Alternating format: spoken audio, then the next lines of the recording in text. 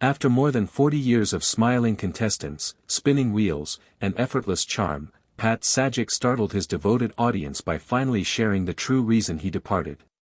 Some believed he had been pushed out. Others believed that there was a contract dispute, problems that had been brewing for years, or drama occurring behind the scenes. But when Pat eventually discussed it, his response wasn't what most people had anticipated. In some ways, it was stranger than any story. It had nothing to do with money, fame, or exhaustion. It had to do with a much closer person. Depending on your point of view, his decision could be viewed as courageous or unexpectedly contentious. Pat Sajak discusses his breakdowns. For decades, people recognized Pat Sajak as the calm, collected host of Wheel of Fortune because of his well-timed jokes and courteous smiles. Long before he gained notoriety for his easy conversation and letter spinning, however, his journey did not begin on television. Additionally, things didn't always happen as planned. On October 26, 1946, he was born in Chicago, Illinois, as Patrick Leonard Sajak. There was more filth than sparkle in the working-class neighborhood where he grew up. Chicago, a city founded on industry and hard work, served as the backdrop for a youngster who would later learn how to remain composed under pressure. Unlike many TV celebrities who meticulously plotted their ascent to stardom, Pat's journey was filled with unexpected detours. It started with a passion for broadcasting that brought him back into American living rooms and into combat zones abroad. Pat studied communications at Columbia College Chicago in the 1960s and developed a strong public speaking confidence. Sajak and White had such a close bond that they were dubbed the longest-running hosting duo in television history. When the show became syndicated primetime programming in 1983, its style took a significant leap forward. Wheel of Fortune became a huge smash during prime time after that change from a popular show during the day. Unlike many shows that lose their charm over time, Wheel expanded with its viewership without altering its format. By 1988, it was the most-watched syndicated show in the United States, surpassing all other game shows on television. After dinner, families gathered around the wheel, which was first merely a prop but eventually came to represent American television. The competitors prepared for an event in the same manner as athletes. Local news hosts discussed it. It was not merely a performance. It was a ritual. It worked so well because it was familiar, not because it was difficult. Everyone could see how it operated. There were no fast curves or difficult-to-understand rules. Only good fortune, letters, and the excitement of solving a mystery first. Then, changes in technology began. When the puzzle board was computerized in 1997, the show's visuals underwent a significant transformation. The tiles were spun by touch-sensitive computers rather than by hand. Longtime admirers were concerned that the magic of Vanna physically flipping letters would be diminished by the transition, but the magic was preserved by her fluid shifts and distinctive hand motions. The update updated the show without sacrificing its simplicity. Then came more advancements. The program celebrated 25 years in syndication in 2008, a significant milestone that few television programs ever accomplish. Many other game shows came and went, but it remained at the top of its field. With larger rewards, more dazzling lights, or celebrity themes, competitors attempted to imitate its formula, but none were able to match its cadence. It had accomplished something quite uncommon. It was not novel, but it was still current.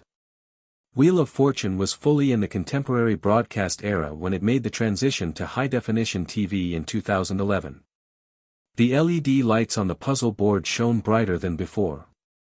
The wheel itself glistened with new digital panels and color gradients, giving the scene a sleek new appearance.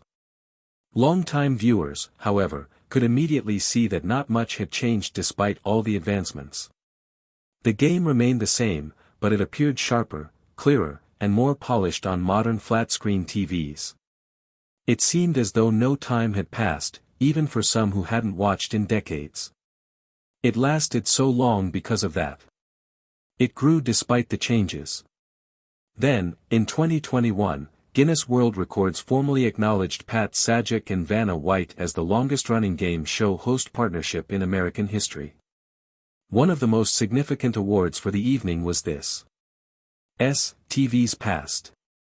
By that time, they had been together for nearly 40 years, despite changes in the industry-wide programs, personal health worries, social media trolls, and network changes.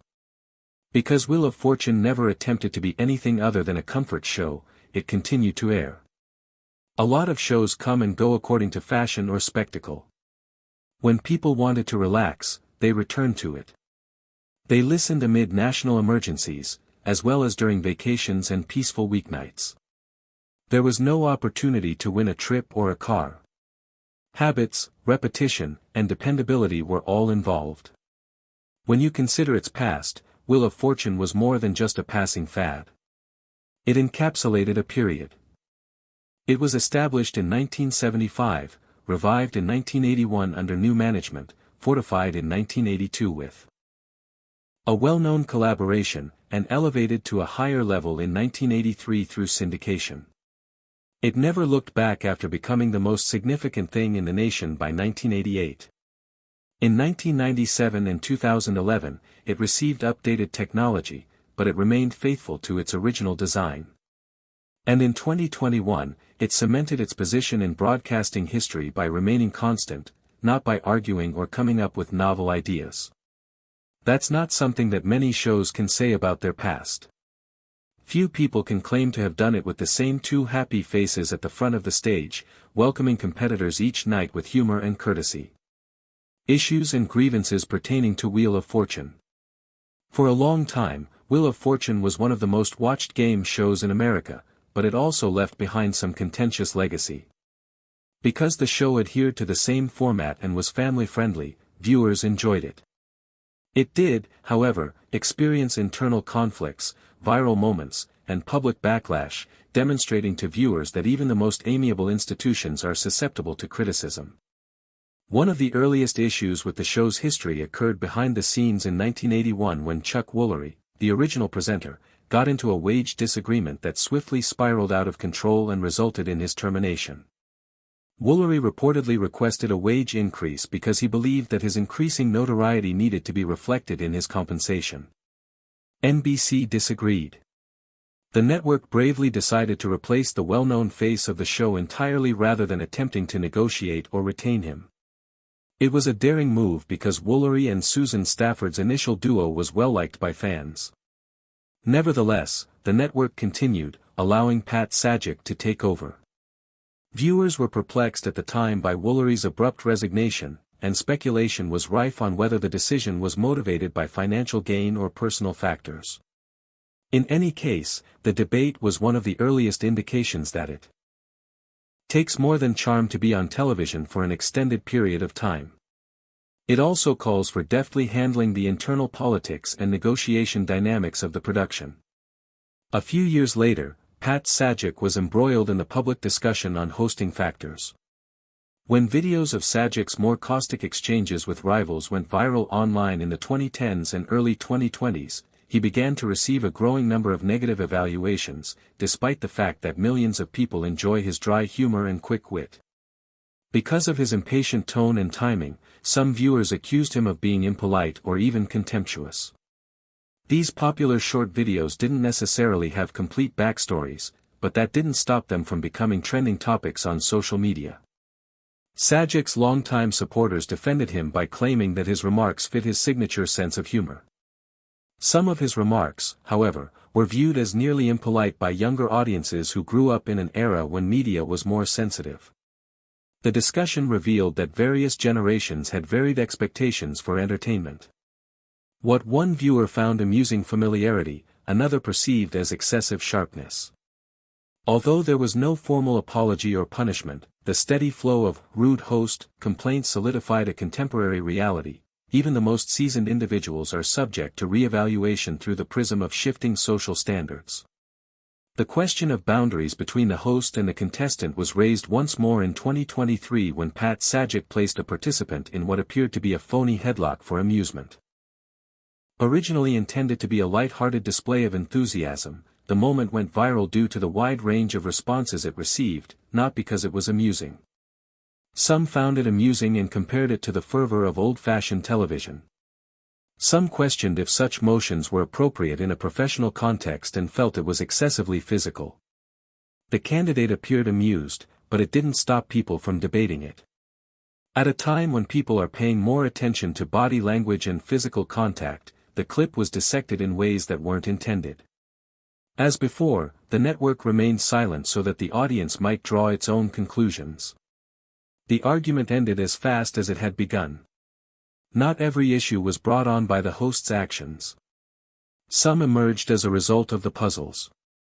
One of the most bizarre incidences occurred in 2015 during a round of the puzzle A Streetcar Named Desire. When a few letters were missing at one point in the game, quick-witted observers believed they saw the problem quickly construct an unpleasant racial slur. Online users were incensed despite the fact that this reading was based on a freeze frame rather than the entire problem. Sony swiftly clarified that the puzzle was an actual movie title and wasn't intended to resemble anything else. However, the possibility of this happening demonstrated how, in this day of rapid social media sharing, even inadvertent photos can provoke negative reactions depending on how people interpret them. Another rules-based argument occurred in 2018 during the well-known "Doing the Flossing" round. Because their wording did not precisely meet the regulations, a competitor who came up with the correct solution was not awarded the reward. Many viewers were upset, claiming that the show prioritized rigid technicalities over equity. The circumstance raised a common query: when a candidate appears to know the answer, how stringent should the regulations be? When a riddle that read, "another feather in your cap," was ridiculed online in 2022, the tension between structure and freedom reappeared. The seemingly straightforward phrase became a lengthy series of errors as contestants repeatedly mispronounced it, including lap, map, and hat. The scene was humorous to many, but it also sparked criticism of the selection process for contestants. While some said that pressure has a greater impact on performance than knowledge, others believed that the producers were prioritizing pleasure over talent. Regardless, the video became a cultural talking point and went viral. People laughed and lectured about Wheel of Fortune. In addition to games and riddles, the host's commentary once more touched on politics in ways that some viewers found unsettling. Known for publicly voicing his conservative opinions, Pat Sajak generated a lot of controversy in 2014 when he said on Twitter that those opposing climate change were racists who had no regard for their nation. The tweet received a lot of attention and criticism from fans who wanted Wheel of Fortune to remain politically impartial, but he later removed it and said it was meant as irony. Connecting the presentation to contentious remarks, whether intentional or not, created unnecessary tension for a program that was supposed to be universally appealing. His ongoing public endorsement of conservative figures widened the gap between viewers. His supporters commended his honesty. His public position required a greater degree of prudence, according to those who disliked him. A photo of Sajak smiling with Congresswoman Marjorie Taylor Greene, who is notorious for her divisive remarks in public, surfaced in 2022. The political situation worsened as a result. He entered the radio industry without waiting for approval. When he was still in school, he first worked as a DJ. However, circumstances changed drastically just as he was putting his ambitions to become a broadcaster together. Pat served in the United States Army from 1968 to 1970 during the Vietnam War. Many were dispatched into combat, but Pat's weapon was not a rifle. The speaker was little. He would greet fellow soldiers as a disc jockey for Armed Forces Radio with the well-known phrase, "Good morning, Vietnam," which was later popularized by Robin Williams in motion pictures. His remarks provided comedy, solace, and a feeling of home even in the midst of hardship. It demonstrated that he possessed a unique talent, the ability to communicate solely through sound. After Vietnam, Pat quickly returned to radio as soon as his life returned to normal. In the 1970s, he made the transition to television and secured a position as a weatherman for KNBC in Los Angeles. He was perceived differently by others. He was not merely perusing weather reports. He was funny, but he didn't try. His quiet voice and soft sense of humor set him apart in a metropolis full of people vying for attention. Additionally, Merv Griffin, the creator of Wheel of Fortune, was searching. In 1981, Griffin made a decision that would alter their life. He selected Pat Sajak to succeed Chuck Woolery as Wheel of Fortune's host. Initially, some network executives opposed the change. They didn't appear to find Pat fascinating enough. Griffin asserted that he saw something that others missed, a host who would let others shine rather than take control of the program. By 1983, Pat Sajak was ubiquitous and Wheel of Fortune was broadcast nationwide. The process was simple: spin the wheel, solve the puzzle, and get the prize. However, the game wasn't the only factor in its success. Pat's ability to keep people interested and make them feel at ease was incredible. He made an effort to succeed. He didn't steal the show. Sitting opposite from him, he managed the operation like an old buddy. He was not a particularly loud charmer. The US loved it because it was stable. For a few years, he was more than just a host. He was an ordinary part of existence. In addition to watching for the rewards, a lot of people came to hear what he had to say at the conclusion of the day. When Pat was at the peak of his game, he decided to put his versatility to the test. From 1989 to 1990, he hosted the Pat Sajak Show on CBS. The purpose of the late-night chat show was to rival Johnny Carson's Tonight Show. It was a risky and daring move. Despite Pat's charm, the show had little viewership, and it was difficult to compete with Carson. After a year, it was terminated. That might have been a devastating loss for some. Pat, however, handled it with the same sardonic humor that made him a fantastic performer. Neither embarrassed nor angry, he returned to Wheel of Fortune. Failure did not damage his reputation. It served as a reminder that even the most composed individuals take chances. Pat's Wheel of Fortune appearances only improved starting in the 1990s. He began co-hosting full-time with Vanna White in 1997, making their partnership one of the longest on television. These days, their chemistry is so well known that it is regarded as television history. While many hosting couples employ prearranged banter, theirs sounded organic. We were guided. It came to light. I laughed. She gave a knowing smile. Their beat seemed authentic and never needed to be altered. Together, they created a program that was both enjoyable and familiar, like family. The passing of the 2000s and 2010s revealed Pat Sajak's mindset. He made dry remarks that surprised competitors since he wasn't scared to be sarcastic. He was usually smiling when he said them. He occasionally published essays and expressed his political views on social media in addition to playing live. While some hosts took great care to keep their opinions to themselves, Pat made no effort to conceal his. Even if they didn't agree with him, the majority of people acknowledged that he didn't let their opinions interfere with his professionalism on television. One of the most difficult periods in Pat's life occurred in 2019, when he had to undergo emergency intestinal surgery. For the first time in decades, he was forced to leave the show, and Vanna White briefly took over as host. People's affection for him at the moment was evident. It wasn't taken for granted when he returned since the audience was anxious. Even a little absence felt significant since it had grown accustomed to his serene presence. It served as a reminder that the flawless performance wasn't merely the work of a TV personality. In 2021, his legacy was documented and made public in only 2 years. Pat Sajak became the host of the most episodes of any game show in the United States, surpassing TV's most renowned Bob Barker. The achievement, which was acknowledged by Guinness World Records, demonstrates not just how long someone has been doing something but also how consistent they are. It's nearly impossible to host a show in today's entertainment industry for decades without it becoming out of style. Nevertheless, Pat succeeded without altering his identity or adopting the newest fashions. As usual, he remained composed, humorous, and unfazed. Issues and disagreements with Pat Sajak. Pat Sajak's work was frequently commended for its longevity and consistency, but there were also several disagreements regarding his actions and words. Because most of the issues he produced were not major scandals or legal disputes, his legacy was distinct. Rather, They were minor details like body language, tone, wording, or humor that were delivered in an inappropriate manner or at the incorrect moment for certain viewers.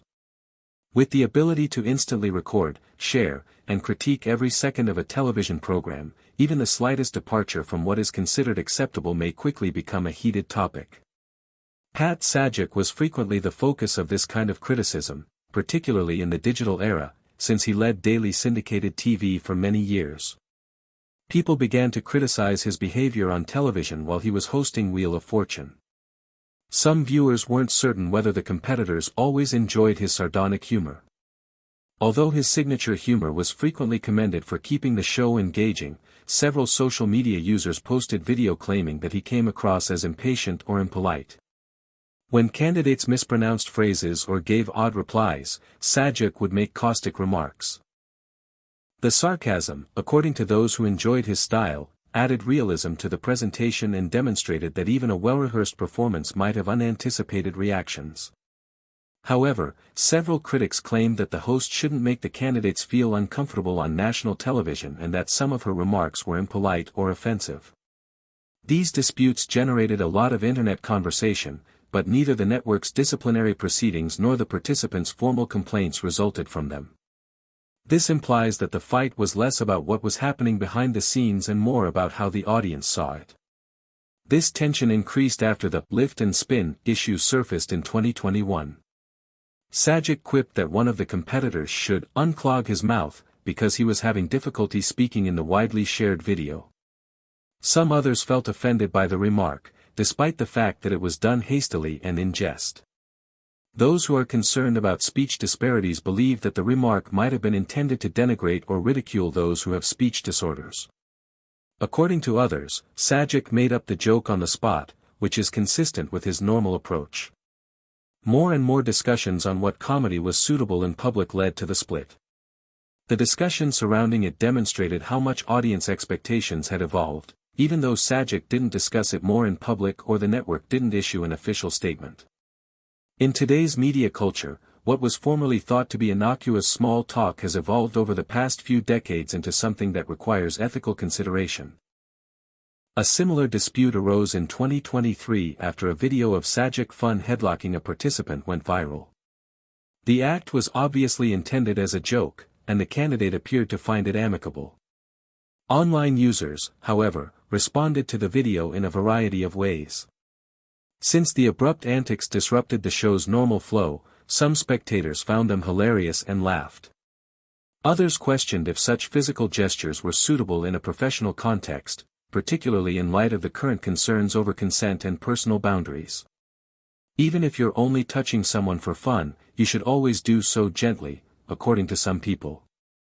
When millions of people are watching and reacting in real time, this is particularly true. Once more, there was no official complaint from either the producers or the participants. This implies that the production itself found the moment amusing.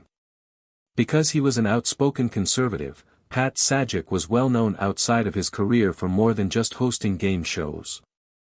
Unlike many TV celebrities who attempt to maintain their political neutrality in public, Sajak did not try to conceal his opinions. He gained notoriety over time for supporting Republican candidates and discussing politics in writings and interviews. He was even more conservative, as evidenced by his extended service on the Board of Trustees at Hillsdale College, a conservative institution. His supporters appreciated his willingness to defend his convictions regardless of what the general public felt. They claimed that just like everyone else, musicians ought to be free to express their opinions regarding politics. However, many who disapproved believed that since Wheel of Fortune wasn't about politics, actively endorsing one political party could alienate followers. Regardless of their personal views, some people believed that someone associated with clean, neutral entertainment should refrain from using contentious words. This disparity peaked in 2014 due to an occurrence known as the climate change tweet. Sajak claimed in a mocking social media post that those who were concerned about climate change were hateful and unfocused on their nation. Although the phrase was intended to be humorous, many internet readers felt it was excessively impolite. Some claimed that he used aggressive language and made a significant global issue seem trivial.